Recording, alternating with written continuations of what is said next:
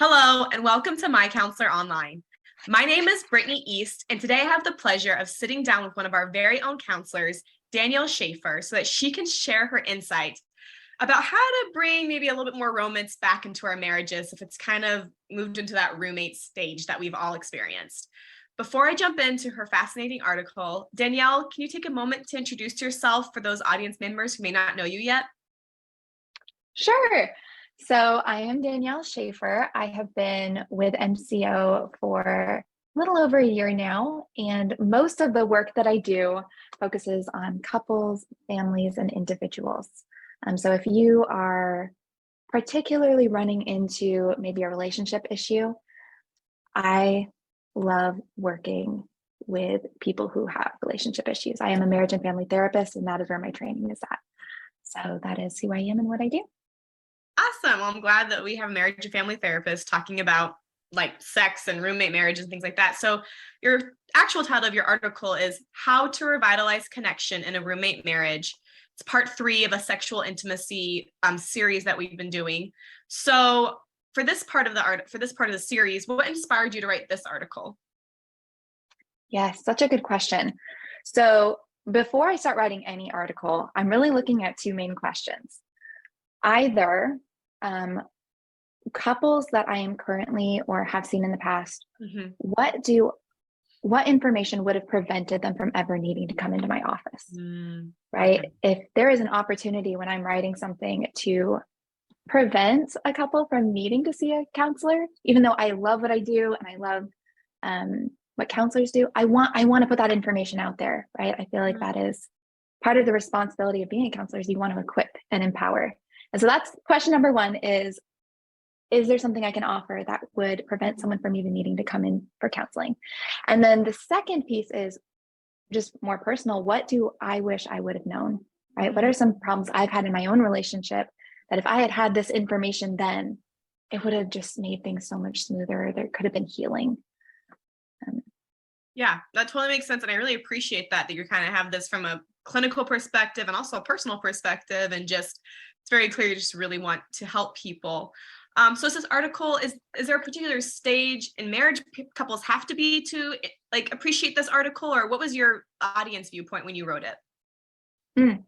Yes. So I think the couple that I'm picturing in my mind would be if you are in a relationship where talking about sex is a struggle, right? If you're in that position where it just feels like an area of stuckness, whether that is you feeling like you're trying to talk about it, but you're running into barriers and your partner's not able to hear it, or if it's your partner is trying to talk to you about, intimacy, ways to improve it, and you just feel so isolated and stuck. That is the couple I'm writing to. And in my experience, I see couples who are at the very beginning of their marriage running into those stuck places when it comes to talking about sex and intimacy.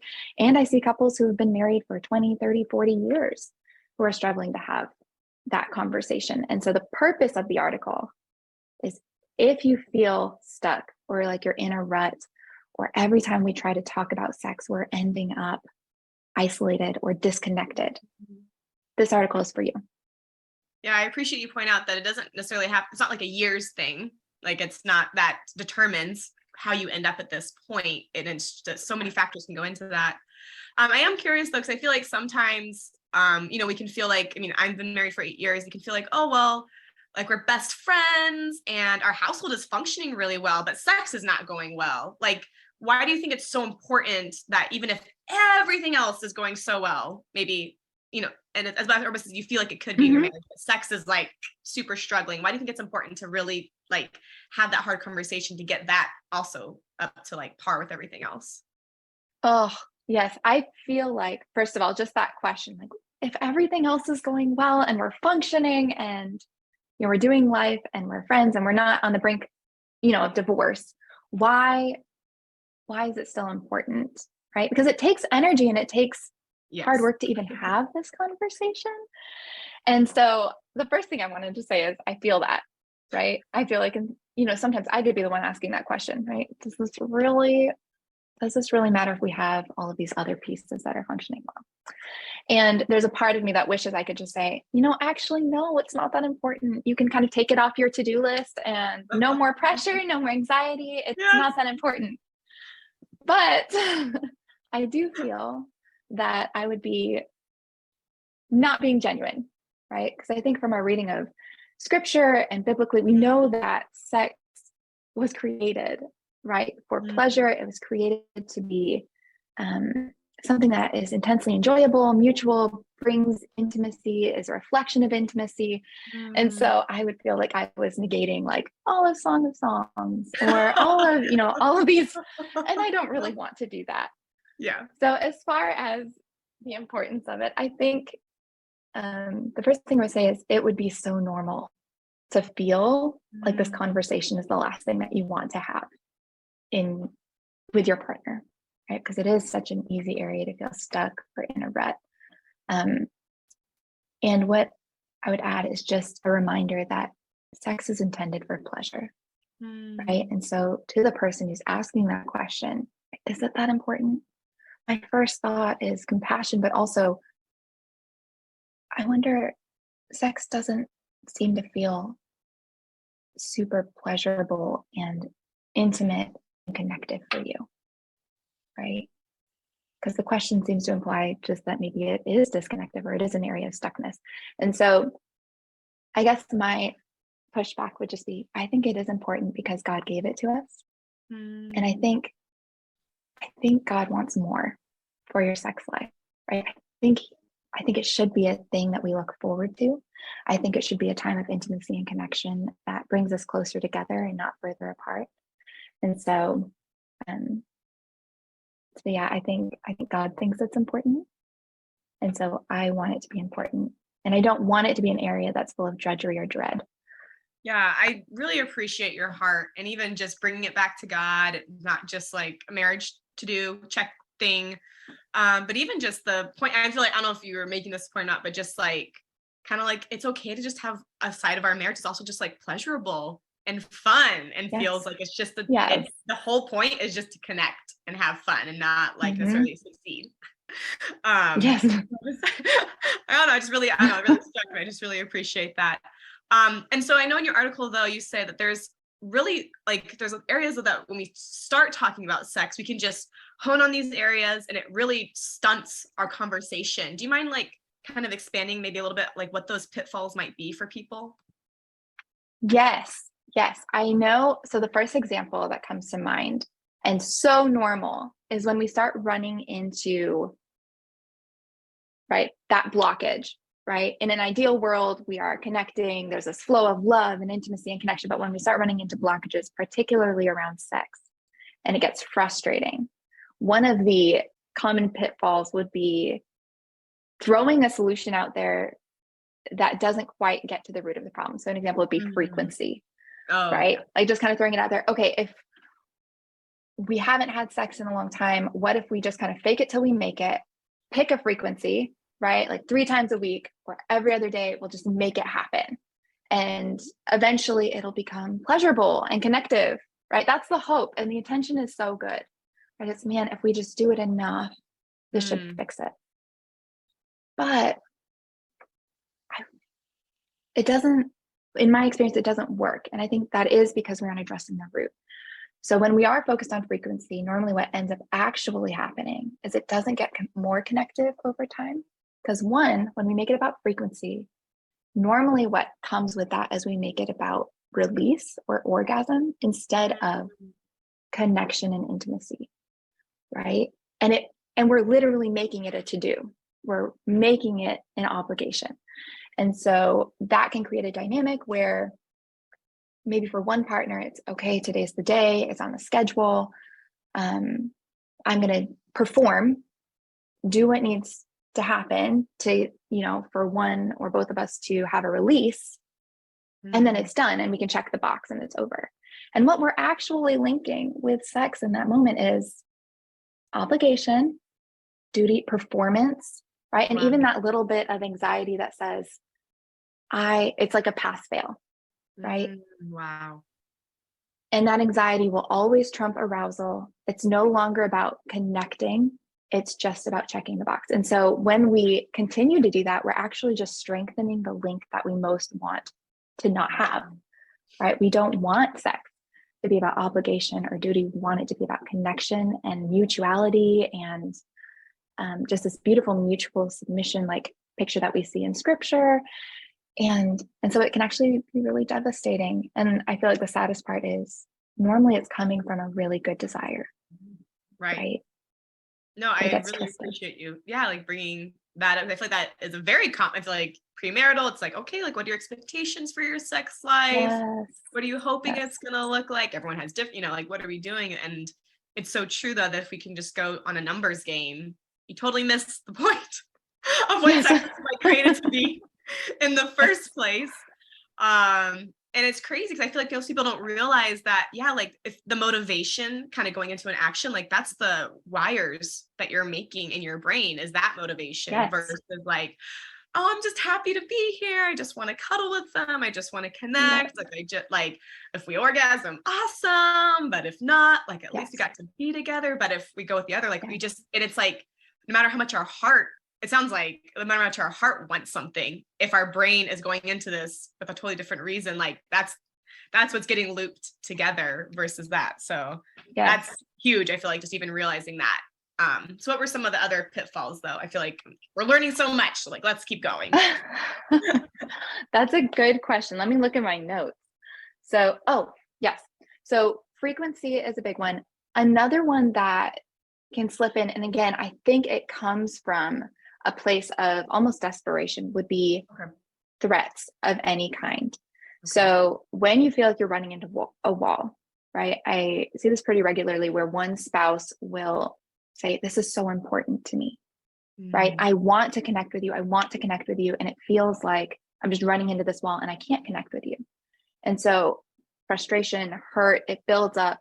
And then sometimes that person ends up turning to pornography or turning to a different outlet, coming from a place of anger or even threatening, like divorce, or if you're not going to give this to me, you're leaving me no choice, but I'm going to go do this some other way. Right. And again, I want to go back to normally this is coming from such a place of, I feel so stuck.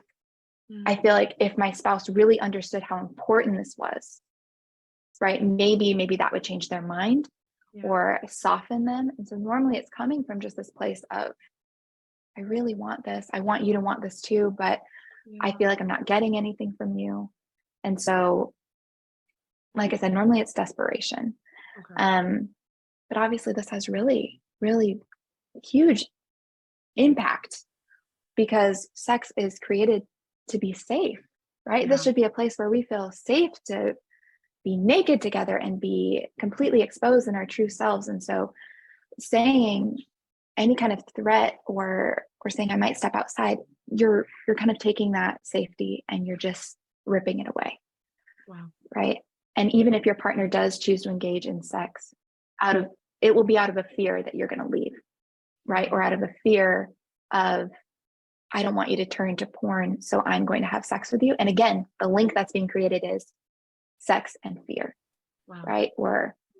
And then the added, and I think this one sometimes doesn't get talked about, is what you do with your sexual desire is still your choice, right? Even if your partner never decided to have sex with you, it would be your choice to step outside of your marriage to get that met. And so I don't want either partner to take responsibility that isn't theirs to take. I don't want your spouse to feel responsible for your choices, right? It would be your choice to go to pornography or your choice to step outside of your marriage, and it's not your partner's job to keep you here. There should be, like that desire for each other, but at the end of the day, own what is yours to own, right? No, that totally makes sense. And that's tough. But I mean, I appreciate just the reality. I think we're still two individuals who came into this and even an individual relationship with like God and like the standards that he has for us and like upholding that is still like an individual's person like responsibility to the marriage, what they vowed to do. Yes. Whether or not their spouse is meeting those needs. I appreciate that. And what was your last barrier that can be a problem, or like a pigeonhole we can kind of get stuck in when talking? Yes. The last pitfall that I think I cover in the article is making it about male versus female. Something that can happen, and I think we see this pretty frequently in evangelical contexts, would be, well, my drive as a male is just higher, right? And so, or you don't always need to orgasm because you are the woman, right? And you just don't desire it as much, right? Kind of, and most of the time, if we say it out loud, we know, oh, that sounds kind of ridiculous, right? Or that doesn't seem quite right. What about that is mutual and pleasurable for both? But we can come into marriage with just some of these culturally influenced ideas, right? Or frameworks for sex, right? Like, oh, well, he's just going to want it more because he's a man. When in reality, right, just as often as I see, there are often desire differences, right? When you come in for sex therapy. But just as often as I see the man with the higher desire, I see the woman with the higher desire, right? Okay. And when it feels like it's opposite, there can be shame there. It's feelings of guilt, like, oh, I'm a woman and I have this high sexual desire. It must be, my husband must absolutely not be attracted to me at all if I'm a woman and I have this or whatnot. Anytime we're drawing like a really hard line between male and female when it comes to sex or sexual desire, I think we can easily just get stuck. We'll burn out pretty quickly. That totally makes sense. And I feel like it even brings me back to kind of like what I feel like even the thread we talked about, like in the beginning part, like even the idea of focusing on frequency, but focusing on it's like, okay, well, I as a wife, I need to meet my husband's needs, because if I don't, so it's like kind of like, I mean, it's interesting because like three all kind of relatable. If you don't, he might, or I'm the wife, so I should, versus like, I get to be married. This is a safe spot to enjoy pleasure. But it is interesting because you're right. Like even like a lot of these can start in good areas. Like, well, I want to make sure we like that I'm being safe. I want to make sure this part of my life is, we're connected, but it can quickly just totally derail what God wanted and maybe even be dressed up as something that might be biblical, but really at the root isn't. It's maybe a selfishness. So I just really appreciate you kind of just pulling back the curtain a little bit on like, okay, like what was sex meant to be from God's perspective, and what has happened that we can just like pull up these arguments of like what we can get caught up in when that's really, like you said, like we don't really go to the root of the issue. We can't move forward because that's not like having more sex isn't going to fix it. Doing it out of duty isn't going to fix it. Doing it out of fear is not going to fix it. So I just really appreciate like breaking those down. And then you really, in your article, you went on to talk about how like, so it's not just like, okay, we can get caught in these like topics of conversation, but really we can have like really deep personal issues that may not even be our fault. It's just how we are. Do you mind going and breaking down and then some of those like those barriers that can just make just not even just the conversation, but even just having sex hard, and it kind of leads into that roommate scenario? Yes, absolutely. So like I said, ideal world, perfect world, we would have this constant kind of just flow of love and connection and pleasure when it comes to all forms of intimacy, emotional, physical, and sexual. But we have blocks, right? Some of them, things that have happened to us, or just as a result of living in a broken world, right? Where sin and generational patterns and all of these things are present. And so blocks that I always want to pay attention to, would be, first of all, pain. If you have ever experienced pain during sex, and I see this frequently, right? We normally see this in women, right? Because of the nature of our sexual anatomy, is we can often have pain. Pain is really important to pay attention to because again, and I feel like I keep saying this, it goes back to the link. Right? So something that I see really frequently is from very first sexual intercourse.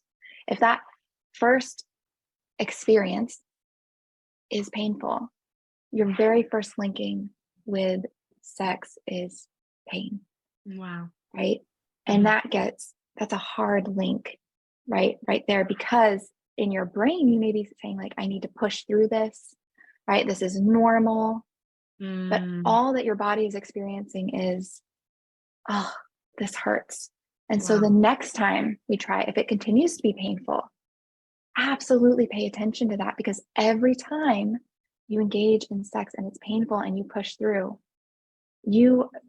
over time, your desire will tank automatically outside of your control, because it's like you're asking your body to engage in sex and enjoy it. But for your body and your brain, it's like you're asking like, oh, do I want to stab my eye with a pencil? Right. Like your body knows that you're lying, right? How can this be pleasurable when it hurts?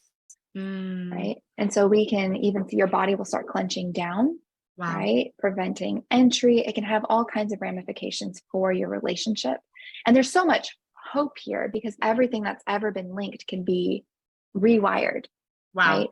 That is what I want to communicate with all of these things, is no matter what pattern has been set up, no matter what links have happened or occurred, everything can be rewired, everything can be changed. And we have really good success with couples who, if pain has ever been a part of your journey, even if it's resolved, right? Like some people have a lot of pain in the beginning and then over time it does resolve a bit, that link can still be there. And so if you still notice low desire, even after there is no pain, still will often make sense to go back and find some healing for those wounds. And do you usually work in conjunction with like other kinds of doctors to help if there is physical pain, or how do you guys usually navigate that, since that can be tough? I mean, I know you're not like, or I don't know, like, how would you help someone who's experiencing physical pain during intercourse? Yes, absolutely. First step is going to be set up an appointment with your OBGYN, possibly get a referral for a pelvic floor specialist. Make sure that it's diagnosed. I also often recommend a book called When Sex Hurts, and I believe this was linked at the bottom of my article. But yes, equip yourself, know that you're not alone, and that the vast majority of the time it's treatable, right? You don't have to spend the rest of your life with pain, and there are plenty of treatments for it, and it's just not what I want for any person. Yeah, I really appreciate you bringing this up, because I feel like it's not often talked about. I feel like even in the OBGYN world, especially, I think when the audience I'm thinking about a lot is postpartum moms, where things have changed, to say the least, down there. And realizing that like, if new pain pops up, that it's okay to like seek that's not normal.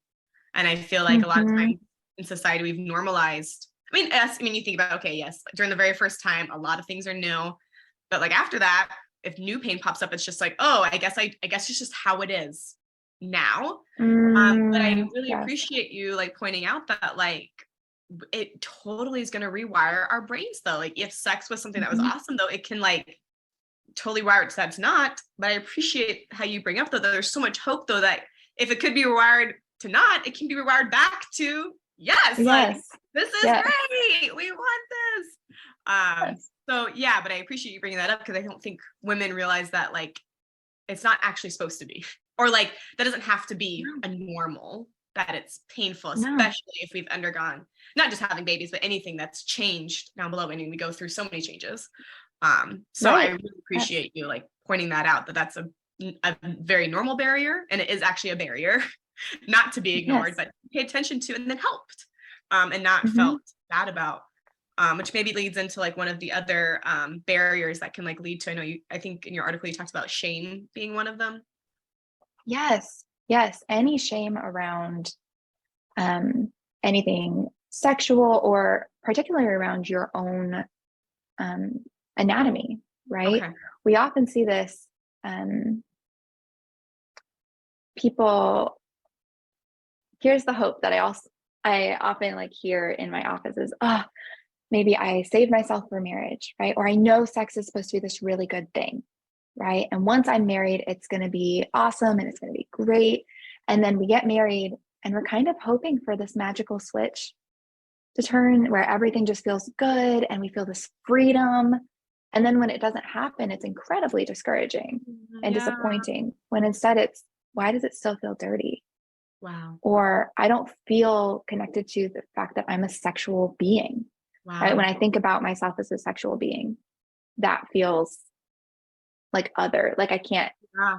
it doesn't feel right for me. And so shame can be a very, very real barrier when it comes to sex. And that can be based on, our families or sometimes messages that we heard from the church. But again, a lot of hope here, right? Because your sexual anatomy is a part of your anatomy, right? And it was created for pleasure and it was created to be good. And so there's also a lot of hope here. But yes, if we just ignore the shame and we push through it, once again, we're linking sex with shame or dirtiness. And it's going to be hard for us to be fully present in our own bodies. And it's going to be really hard for us to experience pleasure when we also feel the shame. Right. That totally makes sense, because your brain's giving you a message that like, you shouldn't feel good. This is bad. Yes. But you're Yes. trying to say, no, wait, I'm telling you, like, it's good. Like, yes. I'm not going to feel. So yeah, again, I just appreciate, like, no matter how much our intention, our hope can be, like if we have had like deep rooted wires, I will say, like in our brain, like it's just like sometimes we need outside help to like rewire those, our conversations. Yeah. And do that and kind of like not be ashamed about it. Like it's okay. Yes. Very normal. Yes. Yes. So okay. So normal. Yeah. And it is so helpful to have someone else just speak that, right? Because it can feel so isolating whenever we run into anything regarding sex or intimacy. It's like, who do I even go to about this? Who do I feel safe enough with to talk about things that are nobody else's business? No, absolutely. And then what was the last barrier that can have a real impact on like on the sexual pleasure in a relationship? Yeah. So the last barrier is addiction. Okay. Right. And specifically here, pornography or any kind of like sexual addiction, reaching outside of marriage for that release or, for that intimacy. Yeah. The main piece here is the very nature of an addiction is that it loves secrecy. Okay. It loves quiet, dark corners. And when our primary goal is intimacy, a deep knowing, a complete unveiling of all parts of ourselves, we can't have that, right? If there are secrets, right? If there are these addictions or these betrayals, right? And so it will always present a block because you cannot show up wholly yourself, wholly in it, if there's a part of you that's always reaching for something else. And it just, again, rips away all the safety. Yeah. Right. The safety to make mistakes, the safety to not perform. For not every, we want the freedom to be creative. We want the freedom to know, like, even if this isn't, everything that we see in movies, which it won't be, movies are movies, but I can trust that my partner is still going to be here, right? They're going to be in it. They're going to be with me. They're not going to go somewhere else, right? No threat,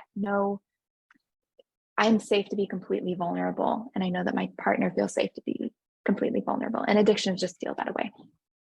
And so go ahead. No, yeah, I was just going to say, like, I feel like since we don't have that viewpoint, I feel like since people like caught in addiction can feel like, well, this is my problem to deal with, not my spouse's problem, or it's not has nothing to do with my spouse. This is a me issue. But you're right. It pulls if your attention is divided or like kind of like secrecy, there's a part of the marriage that's always going to be not whole, like not completely safe. And so yeah, I just appreciate you like pointing that out, that it affects both of you, whether it feels like a personal issue or not, or feels like it's not hurting anyone or not, because it's only you that it's affecting. But really, like, it does affect everything. Anything that's kind of secret within a marriage is gonna affect the marriage. For sure. And I do love that. It would be so nice, right, if I could have this addiction over here, and I could convince myself it's not hurting her, she doesn't know about it, or it doesn't hurt him, he doesn't know about it. And that is a really nice way of me controlling information that I feel convicted about, right? It's a really nice way of me kind of hiding reality as it is. Because if I were to bring it out into light, I would know that it would hurt my partner, right? Or there would be pain there, or I'd actually have to see the impact or feel the impact of my actions on somebody else. And so yeah, it'll always get us stuck.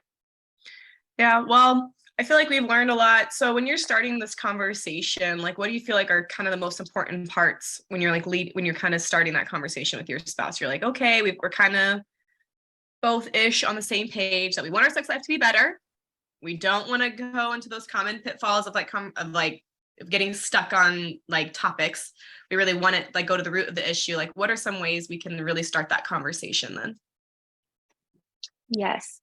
So first of all, I do want to say it would be so normal if we didn't feel like we were on the same page to begin with, right? If one person is saying like, okay, I really want this to be an area that we pour our energy into, and the other person saying, I don't have the energy for that, and we're just going to get stuck, right? And so the first thing is a mindset shift for, both partners. But if we're only working with one, then we'll work with one, right? Which is, this is going to feel a bit like we are walking into a minefield. Okay. Right. We're going to have tender areas. We're going to have, you never know when you're going to like step on something and then all of a sudden your partner is hurting. Right. And then there's anger, and then there's frustration.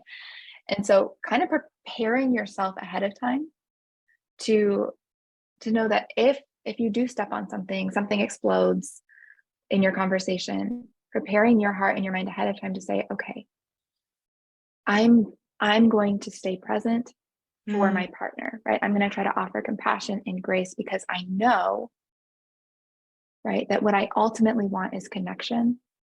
What I ultimately want is to create an environment of safety. And that starts in the conversation. It doesn't start in the bedroom, right? It starts, can I make the conversation about sex feel safe for my partner?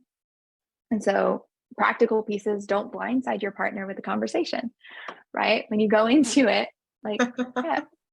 And acknowledge this is challenging, or I'm nervous even, kind of like, I know this is an important topic for us, but I want you to know, I know we've gotten stuck in the past. Right? I don't want this to feel like it has in the past. Like, be really open, be really upfront about, I want to approach this differently. Speak your heart, which hopefully is, I want this to be an area that we both enjoy. And I know in the past it hasn't been that. And if you're able to do some self-work and some self-reflection, I know these are the things that I've contributed, right? This has been my mindset. These have been my expectations. These have been my fears that have impacted this, right? Yeah. Essentially, we want to come in vulnerable. No, that totally makes sense. And I know you mentioned before that, even like your practice, or even within like MyCounselor.Online, they do actually do like sex therapy. If this feels like way too daunting of something to even take on by yourself. So how does, obviously you can't maybe go into like every single detail, but sex therapy, I feel like that's not something that's also you talked about maybe in the mental health world, or even that a counselor offers. I feel like, at least for me, that's like still like, oh yeah, sex therapist, like, are they gonna watch you have sex? What people happens. What are the kind of if someone's going to, okay, like we want to get sex therapy to like help our marriage or help this part of our marriage, where do you usually start, or like what does that look like for the couple going into that? Yes. So again, going to the big framework, which is the sex therapist is primarily, or the person who's going to be helping you along in this journey, we're looking for blocks that have like come between you over time. Okay. Right. And so the first thing in your first session, right? First of all, I do want to say you should feel very safe and comfortable with your counselor. If you don't feel safe and comfortable, particularly by the end, or you don't feel like you're connecting well, choose another counselor. Right. I think one of the strengths of our company is every single counselor wants you to find the best fit for you. And so you'll never offend any of us. It's going to be really normal to feel nervous. Your counselor will know that. Right. It's scary. Again, sharing business that doesn't feel like it's anyone else's with a stranger is terrifying. Right. And so so when you go into that first session, just know your counselor is going to be asking you some questions about like what specifically is bringing us in, how long has this been happening, what are some of the factors, and then what are our goals, right? What do you really want for your sex life, right? Or for your intimacy? And then the next few sessions are going to be assessment.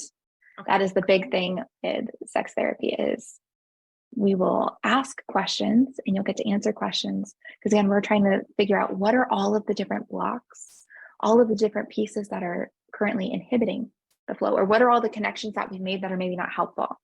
And then the rest of sex therapy is, okay, how do we remove those blocks, right? And how do we do that in a way that is safe, feels comfortable, feels slow enough that it's not going to feel super scary, right?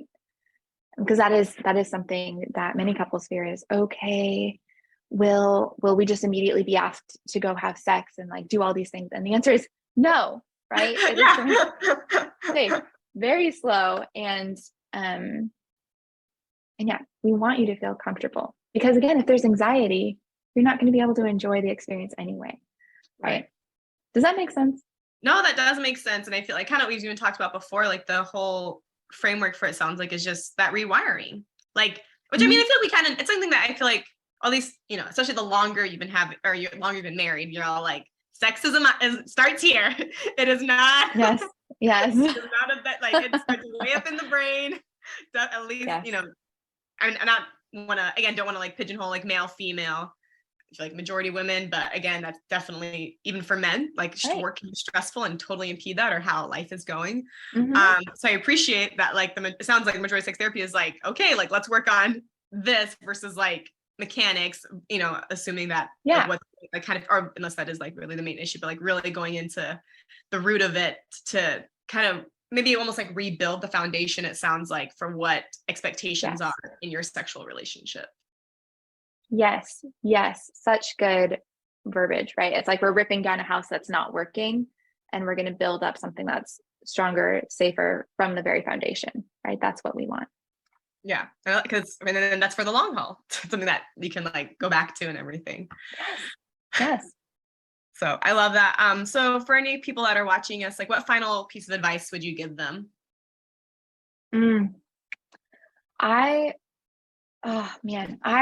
My hope in writing the article and having this conversation is that people are just able to first feel some hope, right? And feel empowered to go seek more information. At the bottom of my article, I have included some books that many have found helpful, right? To go, if you have someone already in your life, maybe not a counselor, right? Just a mentor or someone who is maybe the same sex, like a woman or a man who you trust to give godly, wise counsel. Always be picky, right? With the people that you ask to weigh in on your relationship. Yes. But if you have that safe person, go to them and see if they can support you and encourage you and give you the hope that you need. But otherwise, book an appointment, right? It is an honor to be able to come alongside couples, provide tools, resources, hope, encouragement, and then to send you on your way, right? To enjoy intimacy for the rest of your life, right? It's not going to be forever. And so I just hope that people feel equipped and empowered to know that there is hope out there, right? Whether that is through a piece of information that you can just read for yourself or resources that you already have, or book an appointment, right? Because this is what we love to do, right? We love to be helpful to our brothers and sisters in Christ. And we want you to have such an incredible marriage that is intimate and connective and pleasurable for both. Well, Danielle, thank you so much. I have absolutely enjoyed our conversation. I appreciate that, you know, you weren't like unafraid to like kind of dive into something that I feel like in a lot of areas that I feel like people, it feels confusing for married couples. It feel, you know, because like, oh, we're like kind of we talked about in the very beginning, like we're working well, this part isn't, like what does that mean about us, or how can we fix that when it feels like this huge mountain that we can't even chip away at. So I just appreciate your heart. Like it was so evident how you talked in the beginning, like I just want to help couples, and it was like so clear, like you just want them to experience like marriage to the full, kind of like life to the full, like God promises, like type thing, and like that there is hope. if it doesn't feel like it's to the full yet. So just thank you so much for taking time to answer the questions, to dig deep and really dig in there. I really appreciate that. Thank you. Yeah. And everyone who is watching, we are so grateful you joined us today. We hope that you feel more equipped after listening to today's talk and feel ready to take that next step if this is something that's on your heart to improve in your life, or just not necessarily even improve. I don't like that verbiage, but just like feel more safe in, to feel more fulfilled in. I hope this has been helpful for you. If you are curious about other videos that we've recorded in the past and interviews and mental health topics we've covered, you can subscribe to our channel and find us on social media. On Facebook, you can search for Love My Counselor. On Instagram, same handle, Love My Counselor. And on YouTube, you can search MyCounselor.Online Christian Counseling. Thanks so much for joining us, and I'll see you again later for another session of My Counselor Online.